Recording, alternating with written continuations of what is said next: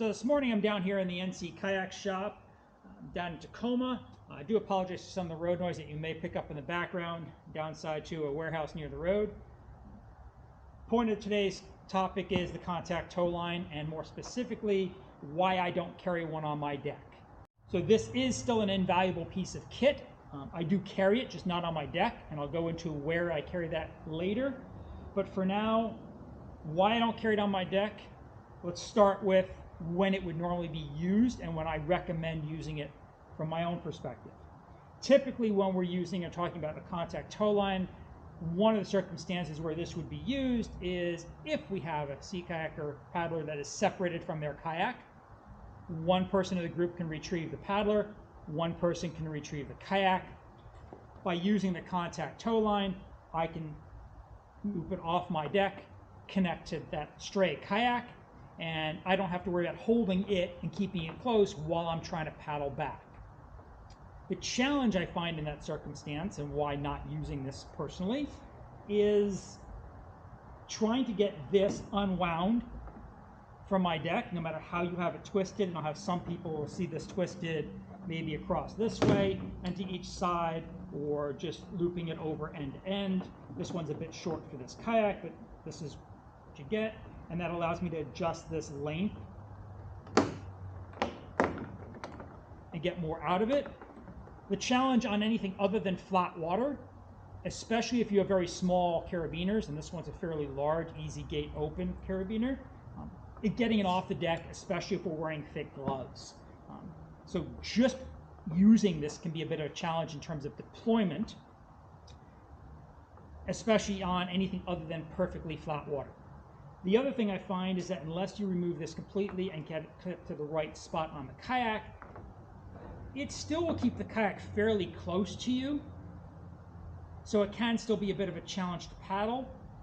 And again, it works perfectly well if you have time in flat water. This would not be something I'd ever deploy in dynamic water. My other issue with it for that purpose, honestly, is that there's no quick release on this. Not likely if we're connected nice and tight to the kayak, we need to quick release. We're close enough to the carabiner, at least one of them.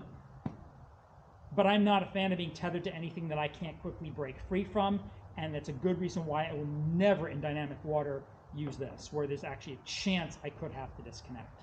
So that's one of those big scenarios where I wouldn't use it. Another scenario is typically when we're doing a contact tow with another person. We simply need to get them a short distance from point A to point B. Maybe they're struggling in an area, maybe they're trying to pump water out of their kayak, and we want to bring them out of a risky area. And from that end, the idea is that we could clip onto them, they can pump out their kayak or do whatever they need to do, we get them out. My preference in that case isn't to bother having them do the pumping. I would rather them hold on to the kayak and secure themselves to me as the tower to bring them out of that area, and then we'll start pumping when we get to a safer zone. So again, I wouldn't even use the contact tow line in that instance personally. And again, especially not in any sort of dynamic environment. I see them used when we're rafted up. Right? If you have a group of paddlers, we all just want to hang out, there's a bit of current, maybe a few waves, we want to make sure we all stay together. Absolutely, that is a good use for these. But again, I still carry it with me. It is something I could quickly deploy, and it bypasses the issue of having to let go of my paddle or put it down, having to fumble around with these carabiners, especially if you have small ones, right? And trying to get them off the line. The place where I do find this is invaluable, and I have used it, becomes in a pure rescue situation when the second paddler that I'm working with is either disabled, incapacitated, or in any means unable to paddle. They could be seasick, it could be a dislocated shoulder, it could be anything along those lines of an emergency where they are not going to be paddling again on their own. And at that point, my job as the in my opinion, is simply not to move them necessarily from point A to point B. It is to secure them to me so that they are safe, and as a raft, we are now safe from capsize, and we can either wait for help from our party or from an outside source. At that point, using this simply to lock the kayaks together is invaluable. That allows the kayaks to stay linked while I have the ability to attend to the paddler themselves. Again, no fear of separation. In that situation though, having it on my deck, which would make sense, still means I have to deploy it. Depending on how I have this rigged across my deck, it might mean I have to remove both carabiners, I might have to link them up and tie them together. That time to deploy this does impact whatever emergency I'm currently dealing with. I want it as quick as possible in that case. So, and I have found that in a number of times the way this is rigged across my deck just never has been convenient. And again, I'm after convenience for it. So, why I carry it in another location. Still invaluable. The other issues that I have with this comes down to really when it's needed, it's inconvenient. That it's hard to deploy. The other thing in terms of inconvenience for me is that on a lot of newer kayaks, we have a pod up here, right? A lot of paddlers have that little extra whiskey hatch or day pod that sits right in front. Your contact line by nature is going to be right across it. That adds just a challenge of deploying this easy, but it also makes accessing that hatch more difficult. If you have a spare paddle on your deck, which you should, about the only thing I carry on my deck, that spare paddle potentially gets caught up in this, that the contact tow line gets in the way of being able to pull that spare paddle off the deck. Not often we need it in an emergency, but it can happen. This could get in the way. If you have a pump or a paddle float on your deck under these bungees, this is now one more thing that is either in the way of accessing those items, or those items are in the way of accessing the contact tow line very quickly. So again, deployment issues either of safety gear or of the line itself. There is a layer to me of risk with this, aside from the fact that it does not have a quick release. Yes, I know there's some on the market that you can purchase with a quick release, but by and large, they're not going to have them. This one is one I made, but there's some commercially available ones that don't. And most of them I have seen do not have that quick release. And that issue isn't about being able to use it, but it's an extra line on my deck that has, in my opinion, a very limited specific use. So having any extra line across my deck creates potential risk without much benefit. Where I see the biggest risk in this isn't really entanglement or entrapment. These things generally will sit nice and tight on the deck, depending on how we have them looped and set up. So it's not like it's going to create much of entanglement risk. Where the risk does come in, I'll switch this around. This is actually a bit short for this kayak. More is in terms of doing rescues. If this line is too short, it puts a lot of tension on the perimeter line. That means I don't have as much give potentially further down to be able to hold on to and walk these lines. On many kayaks are already way too tight. It also can put a lot of tension here, that even though I have space here, this is really tight to grab. I may not have a whole lot of room to grab in terms of securing another kayak as somebody enters it on a T-rescue. The other thing that this creates from a personal standpoint, if I'm doing a self-rescue, as I'm inchworming across my deck, I'm holding onto the cockpit combing. Once I get past the cockpit combing, this is where I'm going to grab. Right? I'm going to put my hands over here, which means it can interfere with my ability to secure myself to the kayak to finish getting up the deck and drop my butt into the seat. Even if there is enough space on this, because obviously we can make this long enough to ensure that it doesn't interfere this way, there's still a carabiner here. It's very easy to grab this thing and loop a finger without being intentional through it if you're not extremely careful. And in an emergency in bigger conditions, we're probably less worried about how we're grabbing and that we're just simply grabbing and making contact. Getting a finger in this And having this twist can create a serious problem if we fall back in. This potentially creates a problem, especially depending on how we grab onto it. Easy enough to potentially break a finger. You can solve that obviously by going with a much smaller carabiner, so it's less likely to get my fingers in.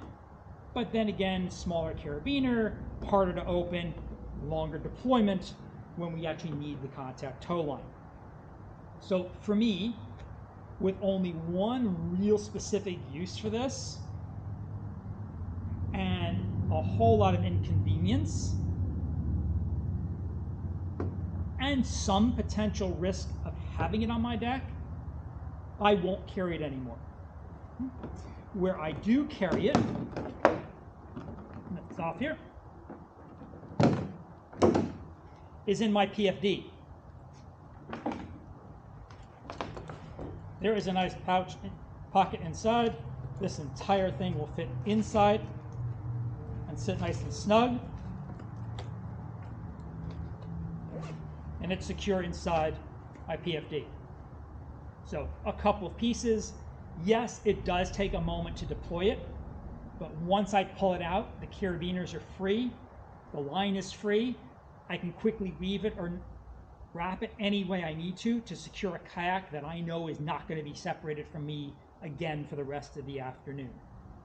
So having it very convenient because it is an invaluable piece of kit for me and it does have a very big safety application. But taking it off my deck where I find it has those inconvenience and potential safety risks makes a whole lot more sense. So just to address it, how do I deal with that short contact tow? Either me pulling a paddler connected to me out of a particular situation, a short distance, or about retrieving that kayak that happens to be separated from the paddler. There are a couple ways. First, if you have a rescue PFD, and again, I don't generally recommend that you do have a rescue PFD that typically is for whitewater rafting, but some do. It does have the integrated safety harness on here, tow belt, that can be with a quick release on it. This is the Astral Blue Jacket. It's discontinued, but I did add this belt because I do use a pigtail, and this is what I will use for that contact tow to get the person back to their kayak. It's quick and easy for me to deploy this in a couple different ways. One, it's a large carabiner, but also it's on a breakaway. I have a big split D-ring that's sitting on here that allows the carabiner to break free for safety, so I can just simply pull on it and connect it to them very quickly. Faster deployment, and because of where it sits, it's going to be right up on my chest. It's easy for me to grab and clip without taking much time. Because it's got a bit of slack in the elastic in this, plus I have the quick release, I'm okay with using this in some bigger conditions. Obviously, this is not going to be used in surf or extreme current, but it comes in helpful and handy for me in a few other circumstances. The other option I have that I will use far more often is that my tow belt itself, when I'm wearing on my waist, is daisy chained to allow me to have a short, I think it's a 15-foot section that automatically will deploy when I release it. That clip sits up on the other side of my PFD, also on a quick release D-ring. So easy to access, quick deployment, and that gives me enough distance to, aside from performing things like anchor tows, it will allow me to get a kayaker out to safety, that they can pull themselves close to me, but I have them tethered as well. And again, my tow belt's on a quick release. So in terms of that contact tow line, personally, I find it gets more in the way on my deck and has more of a detriment to me potentially than the benefit I get from it for the few times I need it. And my preference is to not have it on my deck, but to have it quickly and conveniently available in my PFD for the odd occasion that I do need it. And to be honest, the number of times I have actually used it has been few, though there have been a couple instances where it's come in extremely helpful. And again, The 2 times, or the first 2 times I really had to deploy it where it was going to be a benefit to me, it was a pain in the neck to get it off the deck and deployed. And by moving inside, the next time I needed it, it was actually faster to actually deploy that contact tow to lock everybody together. So at this point, I can't see putting it back on my deck. There's just too many inconvenience and potential risk factors for what little benefit I get from having it there.